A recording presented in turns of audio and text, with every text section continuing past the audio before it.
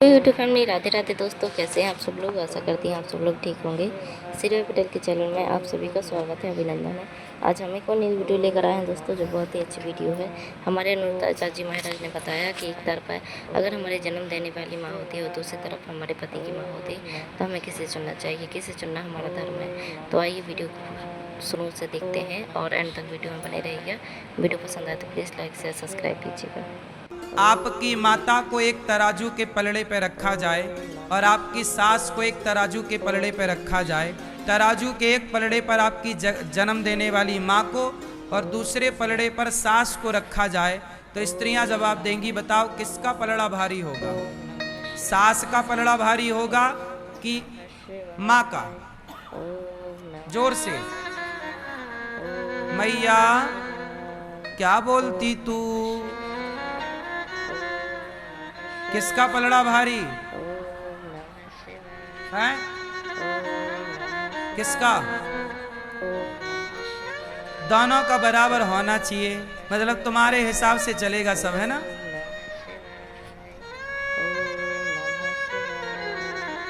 राम का और रावण का पलड़ा बराबर हो सकता है? आप कहो नहीं जी बराबर होना चाहिए, नहीं हो सकता। जन्म देने वाली माँ, ये बात केवल स्त्रियों के लिए है, पुरुष के लिए अलग बात होगी। पुरुष के लिए ये होगी कि पुरुष को तो उसकी जन्म देने वाली माँ का पलड़ा ही सदा भारी होगा। जन्म देने वाली माँ ही सदा भारी है, उस माँ से भारी कोई नहीं। बोलो हाँ। लेकिन स्त्रियों का धर्म अलग है। स्त्री का धर्म अलग कैसे है? जैसे पुरुष का धर्म अलग होता है और स्त्री का धर्म, दोनों का धर्म अलग अलग है। अब स्त्री का धर्म क्या है? तुम्हारी माता ने तुम्हें पाल पोस कर बड़ा किया, उसके लिए धन्यवाद। सदा आप ऋणी रहोगी अपने माँ की भी। तुम्हारी माँ है, तुम्हें जन्म दिया है, तुम्हें उसको जरूरत पड़े तो अपनी जन्म देने वाली माता की भी बुढ़ापे में सेवा करना। कई बार भाई लोग नहीं करते सेवा, निकाल देते हैं। बेटा सेवा ना करे तो बेटियों को सेवा करनी चाहिए, यही धर्म है। पर सास और माँ, स्त्री के लिए ये बात इसलिए कह रहा हूं कि तुम्हारी जो माँ है वो सिर्फ तुम्हारी माँ है। लेकिन जो तुम्हारी सास है ना, वो सास क्या है वो सुनो। आपकी सास क्या है? माँ। सिर्फ माँ है नहीं, सुनो, ये बात तुम्हारे तब काम आएगी जब तुम सास बनोगी और तुम्हारी बहू मेरा ये ज्ञान सुन लेगी तो सोचो, अपनी माँ से ज्यादा जब तुम्हारा सम्मान करेगी तो मुझे रोम रोम से आशीर्वाद दोगी। तुम इस तरफ देखो ना कि तुम्हारी बहू जब तुम्हारा सम्मान करेगी, अपनी माता से ज्यादा तुम्हें आदर देगी तो सास खुश होगी कि नहीं? सुनो, कारण बोल रहा हूं, बिना रीजन के कोई बात नहीं करता हूं। कारण सुनो, कारण ये है कि जो सास होती है ना, वो आपके पति की माँ है। सास जो है वो आपके पति की कौन है? जोर से। अब ये बताओ कि आपका पति कौन है? दूसरा वाला। आपका पति कौन है?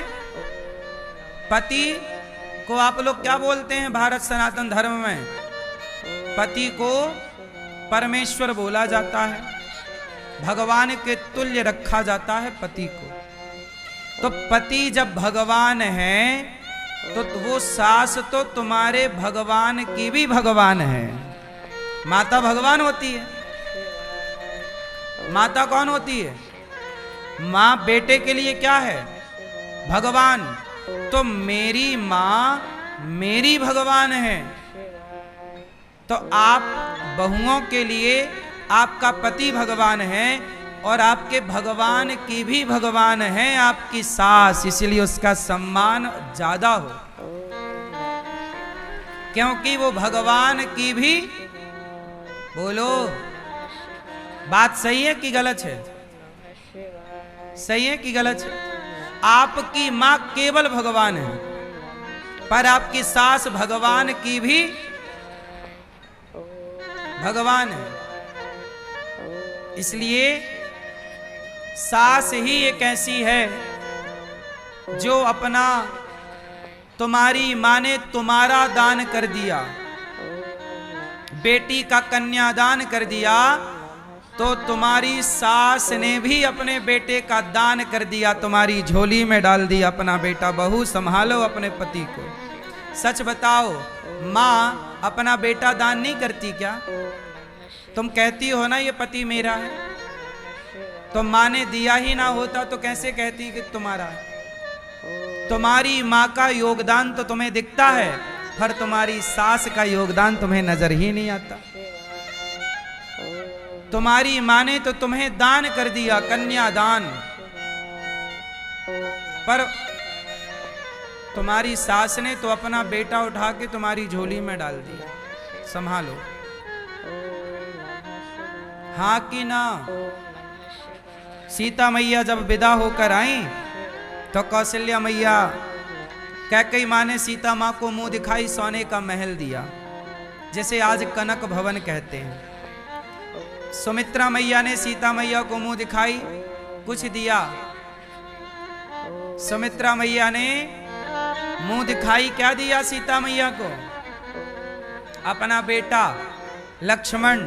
सीता, आज से ये लक्ष्मण तेरा बेटा है, मेरा नहीं, और आप इसे अपना दास बना के रखना, ये सदा आपका बेटा। जहां जरूरत पड़े लक्ष्मण को याद कर लेना। कैकेयी माता ने सीता मैया को मुंह दिखाई सोने का महल दिया, और सुमित्रा मैया ने मुंह दिखाई अपना बेटा लक्ष्मण सौंप दिया कि लक्ष्मण, आज से तुम्हारी माता मैं नहीं, सीता तुम्हारी माँ है और राम तुम्हारे पिता है।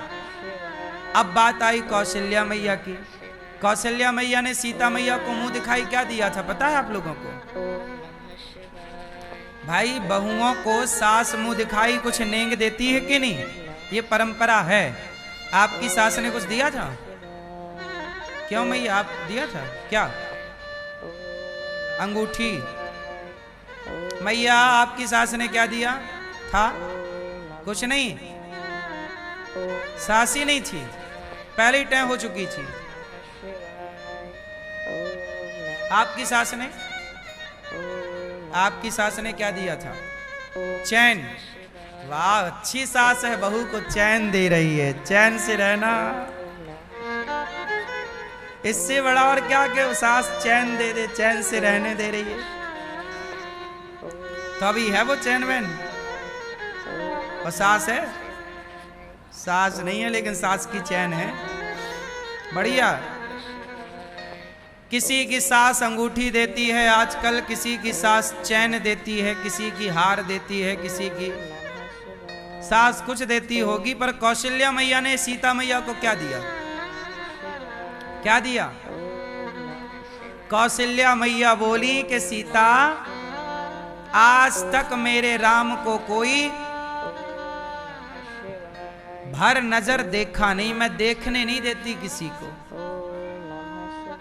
कौशल्या मैया, जब राम खड़े होते हैं और कोई राम को जरा टुकुर टुकुर देखता रहता तो कौशल्या मैया टोक दे, ए पलक तो झपका, मेरे राम को नजर लगाएगी क्या? कैसे देख रही है? कड़ी नजरों से। आज तक कौशल्या मैया ने किसी को, राम को टकटकी लगाकर देखने नहीं दिया, एक भर नजर से देखो। और जैसे बिहारी जी में पर्दा बंद होता रहे, ऐसे कौशल्या मैया भी पर्दा लिए खड़ी रहती है, राम को ऐसे ना देखना, नजर लग जाएगी। तिनका तोड़ती रहती थी मैया, राम को लंबे टाइम तक मत देखो, थोड़ा पलक झपका लो। पर कौशल्या मैया बोली, सीता, आज से मैं तुम्हें अपने राम को जी भर देखने का अधिकार दे रही हूं। यही मुंह दिखाई है। एक मां अपना बेटा सौंप रही है अपनी बहू को, इससे बड़ा त्याग क्या होगा?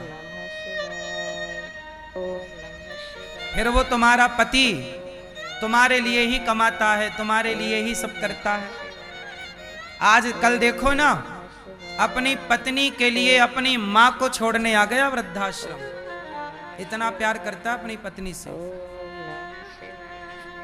फिर सोचिए, वही माँ है जिस माँ ने अपना बेटा सौंपा बहू को, और आज उसी बहू ने अपने पति से कहा कि जाओ अपनी माँ को बाहर निकालो घर से, और बेटा भी अपनी पत्नी के पद चिन्हों पर चलने वाला माँ को लेकर वृद्धाश्रम आ गया। देखो, आपको नहीं लगता कि माँओं का भी त्याग है? नहीं लगता? इसलिए जितनी बात अपनी माँ से करती हो उसकी आधी अपनी सास से कर लिया करो।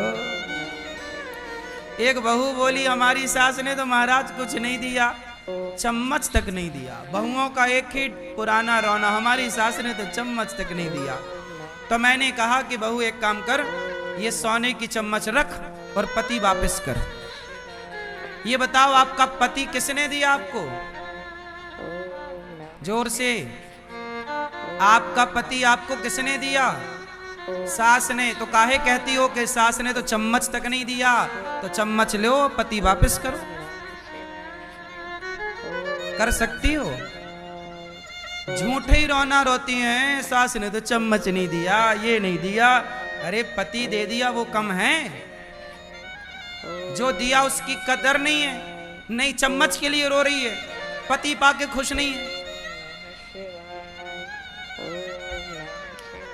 रिश्ते तब समाप्त होते हैं, रिश्ते तब बिगड़ते हैं जब रिश्तों का महत्व ही पता ना हो। बोलो हाँ। मैं कहता हूं कि आजकल ना स्कूलों में सिलेबस में रिश्तों का भी एक पाठ होना चाहिए। रिश्तों का भी एक विषय, सब्जेक्ट, मतलब पीरियड टाइम 30 मिनट होना चाहिए कि भाई हम आधा घंटा रिश्तों को पढ़ाएंगे। किसको पढ़ाएंगे? जोर से, रिश्तों को भी पढ़ाया जाए। स्कूल में यदि रिश्तों को पढ़ाया जाने लग गया तो गारंटी लेता हूं, ना माँ वृद्धाश्रम में जाएगी, ना कभी पति पत्नी का तलाक होगा। रिश्ते की कदर ही नहीं है, क्योंकि रिश्ते की महिमा नहीं जानते। एक पाठ होना चाहिए। इतने सारे विषय बच्चे पढ़ते हैं तो 2-4 साल का ही पाठ, अरे 2 साल 9वीं और 10वीं इन क्लासों में ना रिश्तों की कदर बच्चे समझने लगते हैं, और रिश्तों की कदर यहीं ज्यादा जरूरत पड़ती है। 9वीं और 10वीं कक्षा से बच्चे भटकते हैं। 8वीं तक तो मामला सेट रहता है। बोलो हाँ कि ना? मैया बोल नहीं रही हो मेरी माँ। बच्चे कौन सी क्लास से भटकते हैं? 9वीं और 9वीं कक्षा है जहां भटकाव है। उस 9वीं में एक पाठ आ जाए रिश्तों का, और 10वीं केवल 2 क्लासों में बस बता दिया जाए, वो सदा के लिए हो जाएगा। क्यों भैया? उस 9वीं क्लास में ये बताया जाए कि बेटा तुम देखो कितने बढ़िया स्कूल में पढ़ रहे हो, पर थोड़ा उस बाप की वीडियो उस बेटे को दिखाया जाए।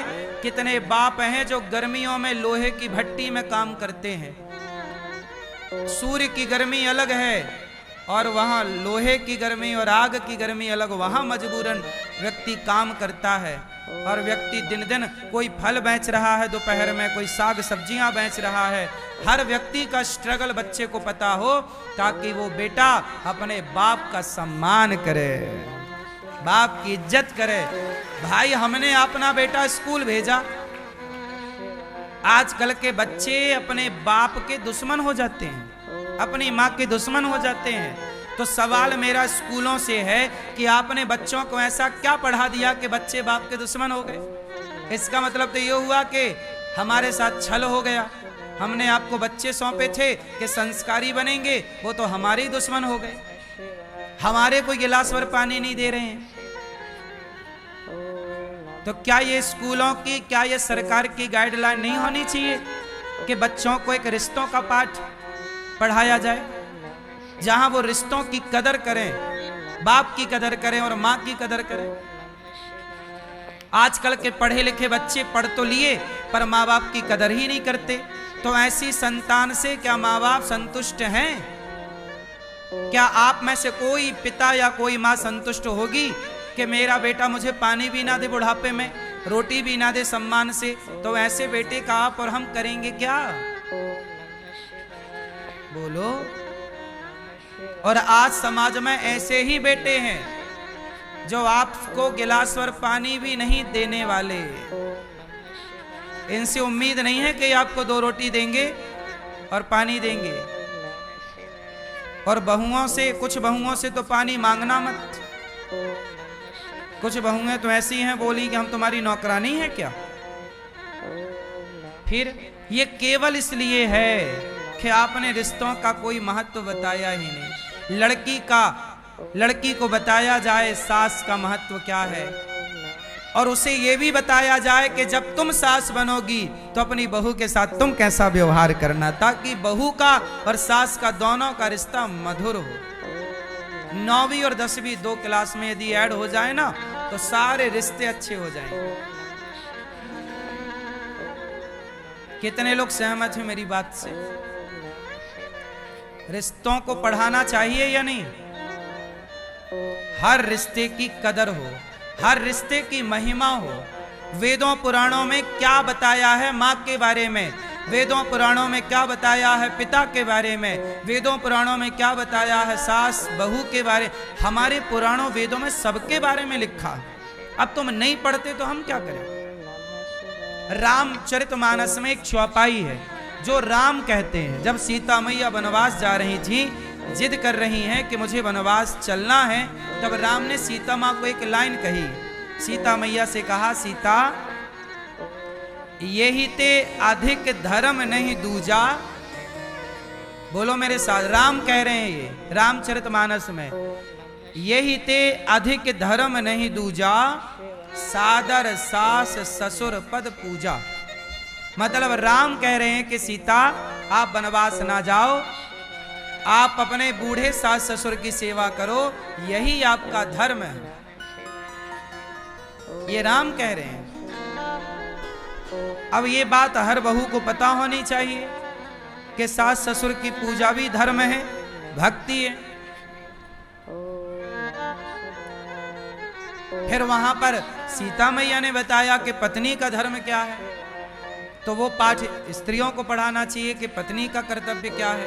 माता अनुसुईया ने जो पाठ सीता मैया को पढ़ाया रामचरितमानस के अंदर, वो पाठ स्कूल में पढ़ाना चाहिए हर लड़की को। यदि जो पाठ सीता मैया को माता अनुसुईया ने पढ़ाया, वो पाठ यदि पढ़ाया जाए तो स्त्रियां पतिव्रता ही बनेंगी। चरित्रहीन इसलिए बन रही हैं क्योंकि माता अनुसुईया का पढ़ाया पाठ किसी को याद नहीं है। क्यों भैया, बात सही है? हमारे यहाँ पुराणों में शास्त्रों में बहुत कुछ लिखा है, क्या पढ़ाना चाहते उस बारे में बहुत लिखा है। इतना बढ़िया काम हो सकता है ना करने से, नहीं करने से कुछ नहीं हो। मैं जो स्कूल की कल्पना लेकर बैठा हूं मस्तिष्क में, मैं कक्षा 1 से लेकर 12वीं तक एक स्कूल बनाने वाला हूं। यदि आप सबका सहयोग और आशीर्वाद रहा तो जिस स्कूल में CBSE की पढ़ाई तो होगी, बच्चे इंग्लिश मीडियम में तो रहेंगे, पर साथ ही वहां पर मैं बच्चों को अलग से संस्कार के पाठ पढ़ाऊंगा। संस्कार क्या होता है? जहां शिक्षा होगी पर साथ में क्या होगा? संस्कार। लड़कियों का धर्म पढ़ेंगी स्त्रियों का, और पुरुषों का धर्म पढ़ेंगे, क्योंकि दोनों का धर्म अलग है। स्त्री का धर्म पुरुष को भी पता हो और पुरुष का धर्म स्त्री को भी पता हो, ताकि पति पत्नी दोनों ये कह सकें अपनी पत्नी को, क्या ये तुम्हारा धर्म है?